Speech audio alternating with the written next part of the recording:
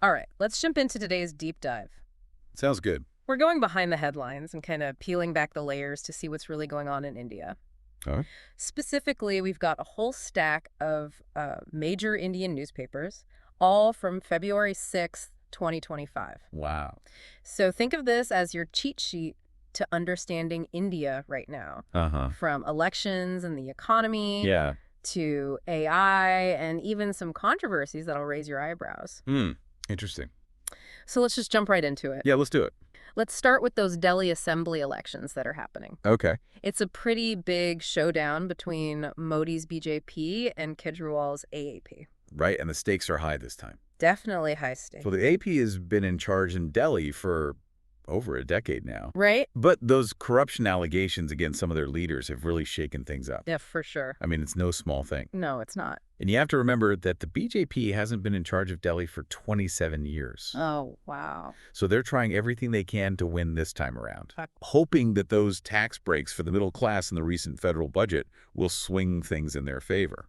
That makes sense. You know, it's interesting because this isn't just a local election. You're right. It could have a much wider impact. Exactly. A BJP win after all these years could mean a shift in the national political landscape. You think so? Absolutely. It could show that their strategies are working even at the local level, and that could change the whole power dynamic across the country. Oh, wow. Yeah, that's a great point. The ripple effects could go way beyond Delhi. Definitely.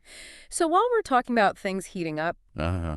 let's look at how all of this is playing out in India's economy. All right. The stock market's been a little shaky lately, Yeah. and consumer stocks in particular have taken a bit of a hit. You know, even well-established companies like Symphony, Symphony. yeah, the ones who make the air coolers, Right, right. they're feeling the pressure too.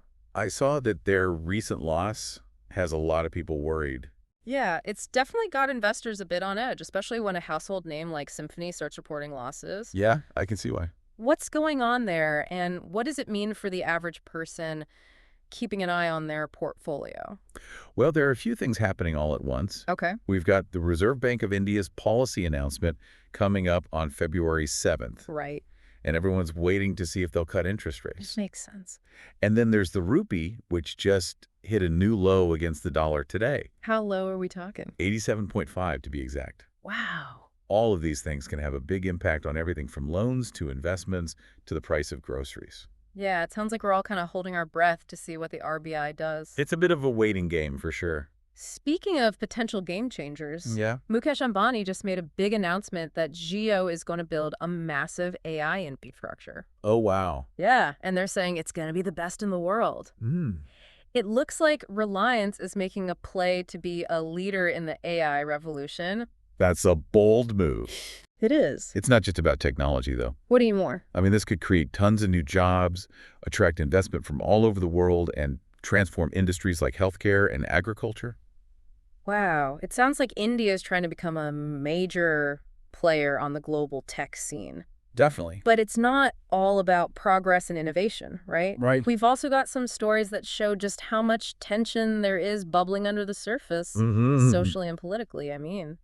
Yeah, like that interfaith couple in Uttarakhand who are facing a ton of backlash after they submitted their marriage notice. That's right. I mean, their personal information was leaked online, Right. and now they're dealing with protests and even threats. It's a tough situation. It is. And it brings up a lot of really difficult questions. Like what? Like, how do you balance individual freedom with social norms, especially when it comes to something as personal as marriage? Right. And how do we make sure that the internet, this tool that's supposed to connect us, doesn't become a weapon against people who choose a different path? It's a delicate balance, for sure. Yeah, it really highlights how complex interfaith relationships are in India, Yeah. where you have love and commitment sometimes clashing with really deep-seated cultural and religious beliefs. Definitely. And in a totally different arena, things got pretty heated in the Rajasthan Assembly. Oh, Kevin. The Congress staged a protest over the BJP government's decision to dissolve a bunch of new districts that were created by the previous government. Oh, wow. It's a classic power struggle between those two political giants. Oh, kidding. And it shows you that behind every policy decision, there's usually a lot more going on politically. Yeah, there are always layers to these things. It seems like politics in India is anything but simple. That's for sure. But even with all this political maneuvering and economic uncertainty, There are stories that remind us that the fight for equality and justice is still going strong. Absolutely. Like Pradyot Kishore Barma's movement for indigenous rights in Tripura. Right. He's really pushing for land reforms, language rights, and protecting the cultural heritage of indigenous communities. It's a powerful movement. It is, and it reminds us of the historical marginalization that these groups have faced and how they're still fighting for recognition and self-determination. Right. Now, before we move on, there's a piece of international news that's making waves in India. Okay, what is it? Donald Trump just proposed that the U.S. should take over Gaza. Oh, wow. It's a bold move. It is, and it's causing a lot of controversy. I can imagine. His plan involves moving Palestinians to Egypt and Jordan, which has sparked outrage from Palestinian leaders, human rights groups, and a big chunk of the international community. Yeah, that's a complex issue with a lot of potential consequences. Definitely, and it's really interesting to see how this is playing out in India. Why is that? Well, because India has its own history with territorial disputes and religious tensions. You're right. It's a reminder that what happens in one part of the world can really impact what people are talking about and thinking about in other places. It really shows how interconnected we all are. Absolutely. You know, it's funny how a story from the other side of the world can spark such intense debate here in India. But let's shift gears for a second and dive into something a little lighter, but still pretty fascinating. Sounds good. We're talking about that playful banter between Perplexity AI's CEO Aravind Srinivas and Elon Musk on X, formerly Twitter. Oh, yeah, I saw that. It started with the debate about Dogecoin versus USA. Right. And it's a great example of how humor and wit can sneak into even the most serious discussions. Yeah, and it's interesting to see these conversations about cryptocurrency and international development happening on social media. Totally. It shows how these platforms have become important spaces for debate. Yeah, where tech leaders, cryptocurrency enthusiasts, and development experts are all weighing in and shaping the conversation in real time. Absolutely. Speaking of shaping conversations, Yeah. let's circle back to those economic worries we touched on earlier. Good idea. The stock market dip, the rupee weakening, and the anticipation around the Reserve Bank of India's announcement. All of that points to a pretty complex and uncertain economic climate. You're right. It's easy to get lost in all the jargon and numbers, but these economic indicators has a real impact on people's lives. For sure. Remember Symphony, the air cooler company? Yeah. Their losses show that even big established businesses are feeling the pressure. Definitely. And when a household name like that takes a hit, it makes you wonder what's in store for smaller businesses and individuals. Exactly. And then you add in the rupee's decline against the dollar, and things get even more complicated. For those of us who aren't economists, can you break down what a weaker rupee means for everyday people? Well, on the one hand, it makes imported goods more expensive, so you can see prices go up for things like electronics cars, even basic things like fuel. Oh, wow. But on the other hand, it can make Indian exports more competitive, which could be good news for businesses selling their products overseas. So it's a mixed bag. Exactly. It's a trade-off. It seems like the Reserve Bank of India has a tough job ahead of them. They do. That policy announcement on February 7th is going to be crucial. Absolutely. The market is going to be watching their every move, looking for signs of interest rate cuts and other measures to stabilize the rupee and deal with inflation. Right. And while we're on the topic of potential game changers, Uh-huh. let's revisit Mukesh Ambani's announcement about Jio building that world-class AI infrastructure in India. Yeah. It sparked a lot of excitement about India's role in the global tech landscape, but what does it really mean for the future of the country? That's the big question. What are the benefits, and are there any risks we should be aware of? The potential benefits are huge. Think about what AI could do for healthcare. Like what? Well, it could help diagnose diseases earlier and create personalized treatments. Wow. In education, AI could tailor learning to each student and make quality education accessible to more people. That would be amazing. And in agriculture, AI could help optimize crop yields and help farmers adapt to climate change. So many possibilities. Exactly. Yeah. But of course, like with any powerful technology, there are risks too. Like what kind of risks are we talking about? Well, one concern is job displacement as AI takes over certain tasks. That's a valid concern. There are also ethical considerations around data privacy and algorithmic bias, which we need to think about carefully. Right. But I do think that overall, the benefits of AI outweigh the risks, and India is in a great position to lead the way in this field. So it sounds like India is on the verge of a technological revolution. And Reliance is trying to be at the forefront. Absolutely. But while we're celebrating all this progress, it's important to remember the human stories that are often overlooked amidst the excitement of the tech world. You're right.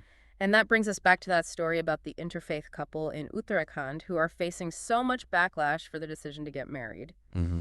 It's a reminder that progress and innovation don't always equal social progress. It's a sobering thought. It is. It forces us to confront some uncomfortable truths about the intolerance and prejudice that still exists. Yeah. But before we dive back into that, Okay.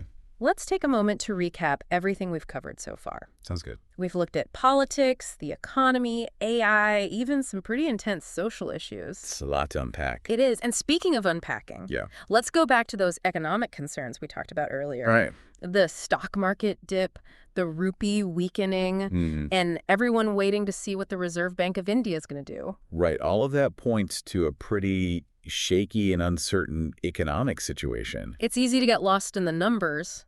It is. But those numbers have a real impact on people's lives. They do. Think about Symphony, the air cooler company. Yeah. Their losses are a big sign that even those big established companies are struggling. Exactly. And when a household name like Symphony starts to wobble, it makes you wonder what's going to happen to smaller businesses and everyday folks. Absolutely. And then you add in the rupees slide against the dollar. Right. It just adds another layer of complexity. So for those of us who aren't economists, can you break down what a weaker rupee means for the average person? Sure. Well, for one thing, it makes things we import from other countries more expensive. Okay. So you might see prices go up for things like electronics, cars, even basic stuff like fuel. Oh, wow. That's a big deal. It is. But on the flip side, it can make Indian exports more competitive. How so? Well, if our stuff is cheaper for people in other countries to buy, Right. it could be good news for businesses that sell their products overseas. So there's a potential upside, too. Yeah, it's a kind of a trade-off. A balancing act. Exactly. It sounds like the Reserve Bank of India has a tough job on their hands. They do. That policy announcement on February 7th is going to be a big one. I bet everyone's going to be watching closely. Absolutely. The market will be looking for any hints about interest rate cuts or other things they might do to steady the rupee and handle inflation. Okay, and while we're talking about potential game changers, remember Mukesh Ambani's announcement about Jio building that huge AI infrastructure? Oh, yeah, the one that's supposed to be the best in the world. Yeah, exactly. Yeah. It's created a lot of buzz about India becoming a big player in tech globally, but what does it actually mean for India down the line? Well, that's the million-dollar question, isn't it? What are the potential benefits, and are there any risks we should be thinking about? The potential benefits are huge. Just imagine what AI could do in healthcare. Okay. It could help us diagnose diseases way earlier. Wow. And even create treatments that are tailored to each individual patient. That's incredible. And in education, AI could personalize learning for every student and make quality education accessible to way more people. That would be amazing. Right. And in agriculture, AI could help farmers get the most out of their crops and adapt to climate change. So many possibilities. Yeah, the potential is enormous. Yeah. But, of course, with any powerful technology, there are always risks. What kind of risks are we talking about? Well, one concern is that AI will start taking over jobs that people used to do. And then there are ethical issues around data privacy and algorithmic bias that we need to address carefully. Yeah, those are important points. But I do believe that the potential benefits of AI outweigh the risks. Okay. And India is in a great position to be a leader in this field. It sounds like India is standing on the edge of a technological revolution, and Reliance wants to be leading the charge. That's a good way to put it. But amidst all the excitement about technology, it's important to remember the human stories that can sometimes get lost in all the hype. Absolutely. And that brings us back to that story about the interfaith couple in Uttarakhand who are facing a wave of backlash just for wanting to get married. Right. It really highlights how progress in one area doesn't necessarily mean progress in another. It's a sobering reminder that there's still a lot of work to be done. Definitely. Yeah, it's a tough situation. It is, and it forces us to confront some of those uncomfortable truths about intolerance and prejudice that are still out there. It's a reminder that we can't just focus on the shiny new tech and forget about the people who are struggling. You're right. We need to make sure that progress benefits everyone. Absolutely. Yeah, it really makes you think. We've talked about so much today. We have. The ups and downs of the economy, the exciting potential of AI. But that story about the interfaith couple facing backlash. Yeah. It's a stark reminder that progress in those areas doesn't always translate to social progress. It's a tough story to hear, It is. but I think it's important to keep these kinds of issues front and center. Absolutely. It shows us how vulnerable interfaith couples can be in India. Right, where those deeply personal choices can clash with cultural and religious beliefs that have been around for centuries. Exactly. And it's not just about marriage, Yeah. you know? It's about the basic right to choose, the right to live your life without fear of being judged or attacked, Absolutely. and the fact that their information was leaked online. Yeah, that's a whole other layer of concern. It makes you think about data protection and privacy. Yeah. And whether online platforms are doing enough to protect people from this kind of harm. We need laws that protect people's data Definitely. and hold those who harass others online accountable. Yeah, we need real consequences for that kind of behavior. But it goes beyond the legal stuff, too. What do you mean? I mean, we need to have a real conversation as a society about acceptance and tolerance, about respecting individual choices, even when they're different from our own. I think the story also brings up the Special Marriage Act, Yeah. which was supposed to make it easier for people from different faiths to get married. Right. But it seems like there are still obstacles. There are. The Special Marriage Act, while well-intentioned, Yeah. has been criticized for being kind of complicated and bureaucratic. Oh, really? Yeah, for example, there's a 30-day public notice period. I didn't know that. Yeah, it's meant to be transparent, but it can end up exposing couples to a lot of unwanted attention Oh, I see. and even harassment. Wow. It can make them vulnerable to pressure from people who don't approve of their relationship. So it's meant to protect their right to marry, Right. but it can also put them at risk. Exactly. It's a double-edged sword. It really highlights the need for a more balanced approach, I agree. one that protects individual freedom, Yeah. but also takes societal concerns into account Mm-hmm. so that people can exercise their rights without fear of retaliation. It's about creating a society where love and commitment are valued no matter what your religion is. That's a great point. Yeah. I think this deep dive has shown us just how complex and multifaceted India really is. Definitely. We've seen the ambition, the drive to innovate, Yeah. but also the challenges and the inequalities that still exist. It's the work that still needs to be done. Absolutely. It's been quite a journey exploring all these different aspects of India today. It has. It's been fascinating to uncover the connections between these seemingly separate stories. Yeah. You know how national politics play out at the local level? How economic indicators affect people in their everyday lives? Right. And how new technologies can both inspire and raise ethical questions. It's all connected. It is. We've also seen incredible resilience from those who are fighting for their rights and the courage of those who choose to forge their own path. That's a great way to put it. So as we wrap up this deep dive, I hope our listeners are leaving with a deeper understanding of what's shaping India today. Me too.